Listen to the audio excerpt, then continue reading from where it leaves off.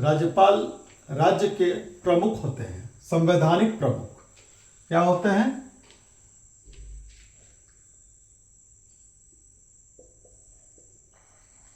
संवैधानिक प्रमुख, इंग्लिश में कॉन्स्टिट्यूशनल हेड कहा जाता है। जैसे देश में राष्ट्रपति हमारे संवैधानिक प्रमुख होते हैं, ठीक उसी प्रकार राज्य में राज्यपाल को मुखिया कहा जाता है, संविधान का हेड, संवैधानिक प्रमुख। तो इनकी नियुक्ति और इनके विषय में जो कहा गया है, इनके क्या कार्य है, ये क्या क्या विशेष अधिकार है, ये मैं आज आपको इस क्लास में सारी चीज बताऊंगा, आपके सारे डाउट्स क्लियर करूंगा और किस तरह के महत्वपूर्ण सवाल राज्यपाल से संबंधित होते हैं जो परीक्षाओं में अक्सर पूछे जाते हैं, मैं उन पर भी आपको विशेष आपके डाउट्स को क्लियर करूंगा, बताऊंगा। तो आप सबसे पहले राज्य में एक राज्यपाल होगा, ये कौन सा अनुच्छेद है? ये अनुच्छेद 153, राज्य में एक राज्यपाल होगा।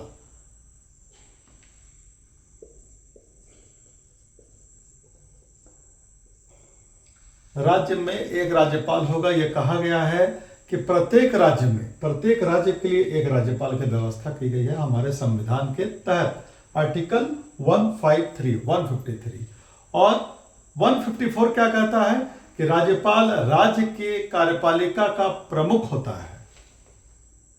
आर्टिकल 154 कहता है कि कार्यपालिका का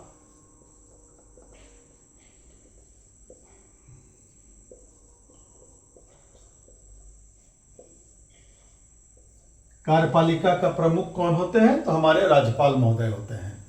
तो 153 में राज्यपाल, 154 में कार्यपालिका के प्रमुख होते हैं और 155 में इनसे नियुक्ति से संबंधित बातों को कहा गया है।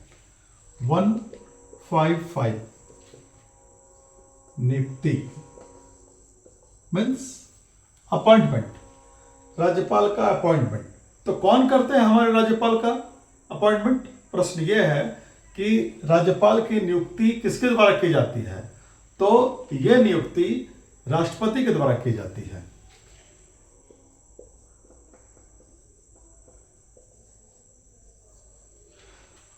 किसी भी राज्य का राज्यपाल नियुक्त करने का अधिकार राष्ट्रपति को है। तो प्रश्न यह है कि क्या राष्ट्रपति अपने मन से किसी भी व्यक्ति को राज्यपाल नियुक्त कर सकते हैं? इसका उत्तर है नहीं। राज्यपाल अपने मन से किसी भी व्यक्ति, रमेश, सुरेश, मुकेश, किसी को भी नहीं बना सकते हैं। इसके लिए उनको हमारे प्रधानमंत्री के सलाह की आवश्यकता होती है और प्रधानमंत्री का जो सलाह मिलता है उसी के आधार पर राष्ट्रपति राज्यपाल की नियुक्ति राज्यों के लिए करते हैं। तो किसकी सलाह पर करते हैं? तो सलाह प्रधानमंत्री का। ये हमेशा पूछता है कि राज्यपाल की नियुक्ति राष्ट्रपति किसके सलाह से करते हैं? तो आपका उत्तर होगा प्रधानमंत्री का सलाह पर इनकी नियुक्ति की जाती है।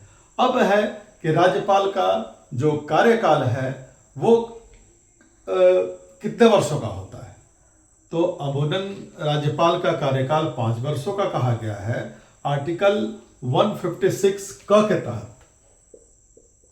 156 का कार्यकाल को बताता है। तो कार्यकाल संविधान में 5 वर्ष है, लेकिन ये राष्ट्रपति के प्रसाद पर्यंत अपने पद पर बने रहते हैं। इसका मतलब यह हुआ कि राष्ट्रपति महोदय के इच्छा अनुसार राज्यों के राज्यपाल अपने पद पर बने रहेंगे।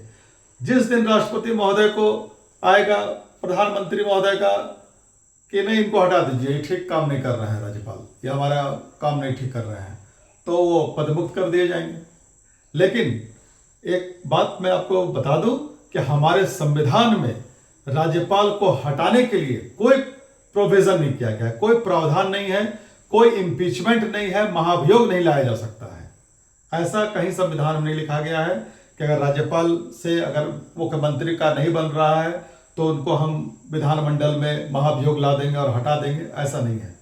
ऐसा हमारे संविधान में कहीं उल्लेखित नहीं है। इसलिए ये पावर केवल राष्ट्रपति को है कि राष्ट्रपति उनकी नियुक्ति करते हैं और उनके प्रसाद पर्यंत राज्यपाल अपने पद पर बने रहेंगे।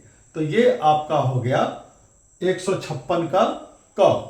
156 का क यह कहता है कि राज्यपाल का कार्यकाल 5 वर्षों का हो सकता है। अब इसके बाद आता है त्यागपत्र। जब त्यागपत्र अगर देने की बात होगी तो वो किसको देंगे और उसके लिए क्या संविधान में प्रोविजन है, तो आर्टिकल 156 ख में आ जाइए। अनुच्छेद 156 का ख ये कहता है कि राज्यपाल अपना त्याग पत्र राष्ट्रपति को देंगे। किसको देंगे? त्यागपत्र राष्ट्रपति को ये अपना इस्तीफा सौंपेंगे। 156 ख में कहा गया है। और इसके बाद हम लोग इनकी शपथ की भी बात कर लेते हैं। तो इनका शपथ ग्रहण जो है 159 आर्टिकल के तहत का है। 159 शपथ।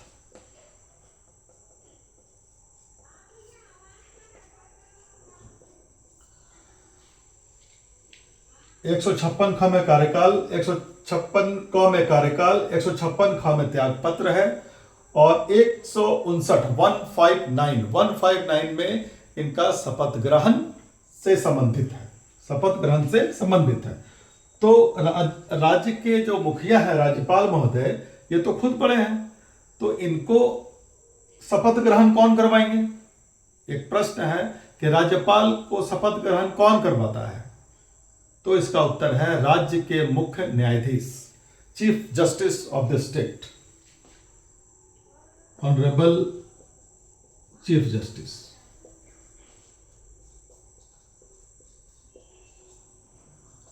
ऑफ द स्टेट, जो उस राज्य के मुख्य न्यायाधीश होंगे वो इनको शपथ ग्रहण करवाएंगे। और ठीक इसके विपरीत जब मुख्य न्यायाधीश का शपथ ग्रहण की बात होती है तो इनको राज्यपाल महोदय के द्वारा गवर्नर हाउस में बुलाया जाता है और वहां इनके शपथ ग्रहण की प्रक्रिया कराई जाती है। तो अब तक आपका सारा क्लियर हो गया होगा कि 153 से लेकर के 159 तक क्या है, यह आप देख लीजिए। और अब पावर की हम बात कर रहे हैं, क्योंकि राज्यपाल के पास बहुत सारे पावर हैं।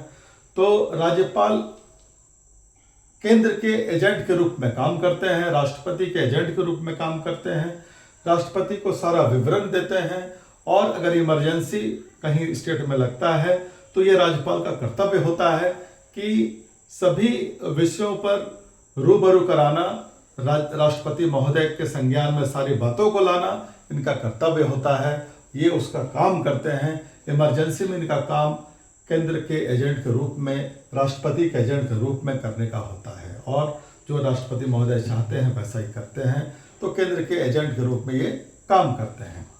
और इसके बाद 164 भी ये बताता है संविधान अनुच्छेद 164 कि राज्यपाल महोदय मुख्यमंत्री की नियुक्ति करेंगे। 164 में ये इनका पावर है।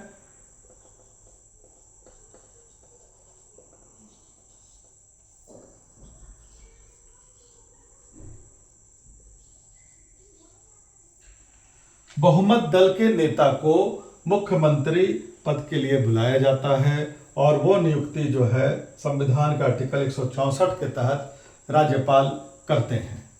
तो राज्यपाल का ये अधिकार में आता है। इसके अलावा जो राज्यपाल हैं वो क्षमादान करते हैं आर्टिकल 161 के तहत।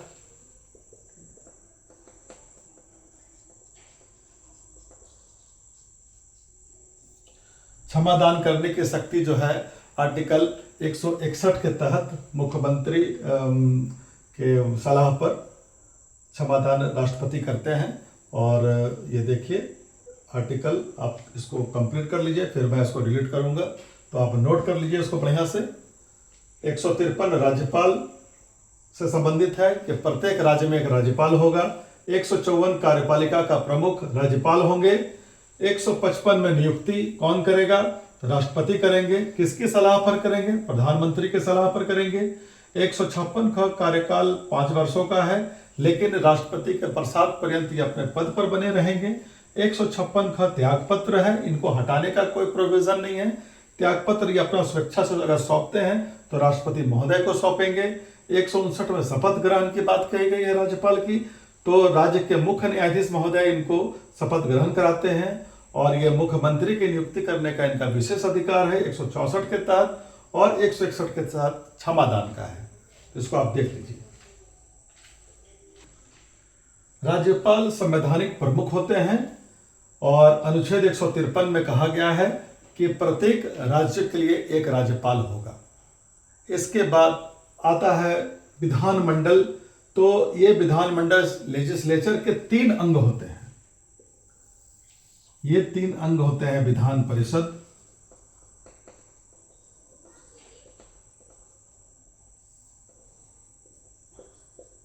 राज्यपाल और विधानसभा।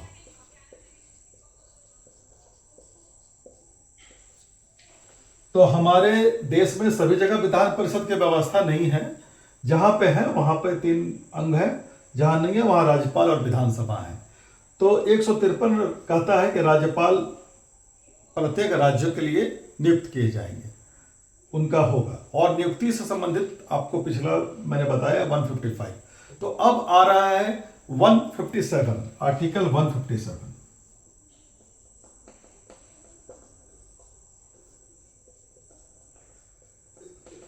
157 कहता है कि राज्यपाल के लिए न्यूनतम आयु सीमा क्या है? तो राज्यपाल बनने के लिए न्यूनतम आयु सीमा 35 वर्ष है।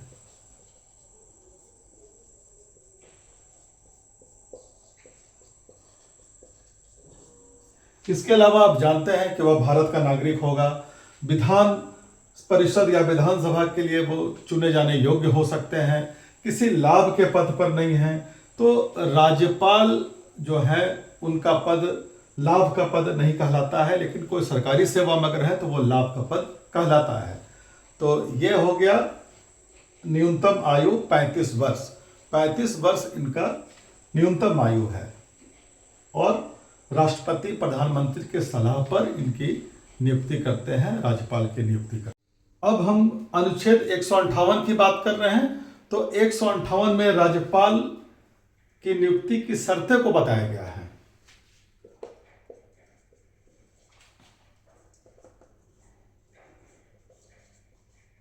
नियुक्ति की क्या क्या शर्तें हैं,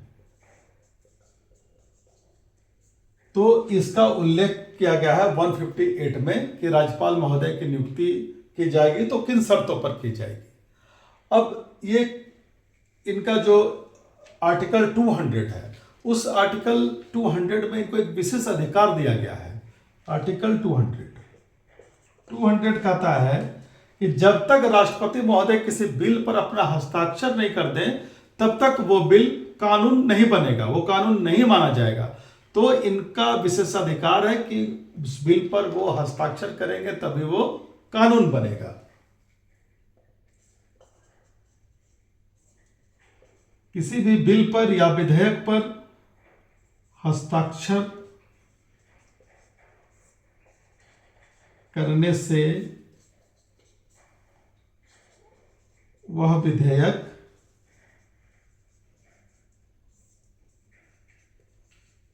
कानून बन जाता है।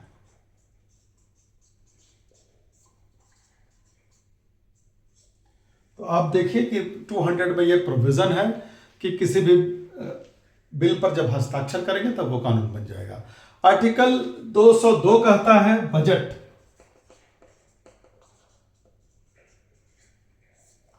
बजट तैयार करवाने का कार्य जो है वो राज्यपाल महोदय का है।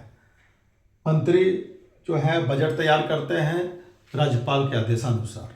तो इनका काम है 202 में बजट को पेश करना, तैयार कराने का काम, और उसको स्वीकृति के लिए विधानसभा में भेजना। तो इसके अलावा जो यूनिवर्सिटी हैं उनके जो वाइस चांसलर हैं उनके वो सभी वाइस चांसलर का वो हेड होते हैं, सभी कुलपतियों का वो महाकुलपति कहलाते हैं। और इसके अलावा उनको विशेष अधिकार है कि जो राज्य लोक सेवा आयोग है उसके अध्यक्ष की वो नियुक्ति करते हैं, उनका विशेष अधिकार में आता है ये चीज राज्यपाल महोदय का। राज्य वित्त आयोग के जो अध्यक्ष होंगे उनकी नियुक्ति करने का पावर इनका है। राज्य के महाधिवक्ता की नियुक्ति करने का पावर है। तो राज्यपाल के पास ये सब विशेष अधिकार संबंधित पावर बहुत सारे हैं। और इसके साथ साथ ही हम देखते हैं कि राज्यपाल महोदय संवैधानिक प्रमुख भी हैं और इनका जो वेतन और भत्ता है वो राज्य के संचित निधि जो है उससे इनको मिलता है। तो सभी महत्वपूर्ण प्रश्नों का ये समावेश है यहाँ पे। और जो आपके डाउट्स थे अब now it will be clear, अब हो जाएंगे आपके जो डाउट्स सब क्लियर हो जाएंगे।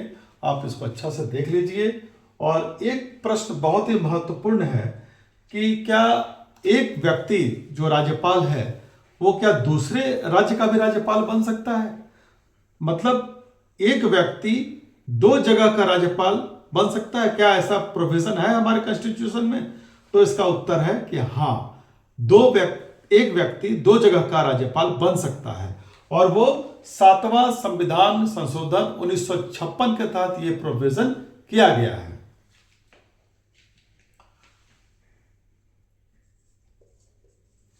दो राज्यों के लिए एक व्यक्ति राज्यपाल बन सकते हैं? तो इसका उत्तर है कि हां, बन सकते हैं। 7th कॉन्स्टिट्यूशन अमेंडमेंट एक्ट, आप याद कर लीजिएगा। 7वां संविधान संशोधन अधिनियम के तहत दो राज्यों के लिए एक व्यक्ति को राज्यपाल नियुक्त किया जा सकता है। अगर ऐसी व्यवस्था क्यों की गई थी हमारे संविधान में? क्योंकि मूल संविधान में कहीं पर ऐसी व्यवस्था नहीं थी।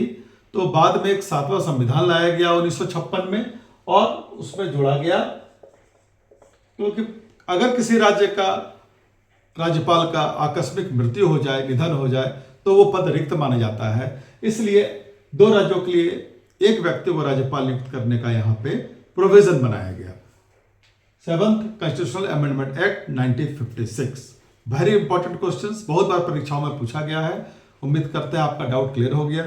आप पसंद करते हैं तो like and subscribe guys. Thank you.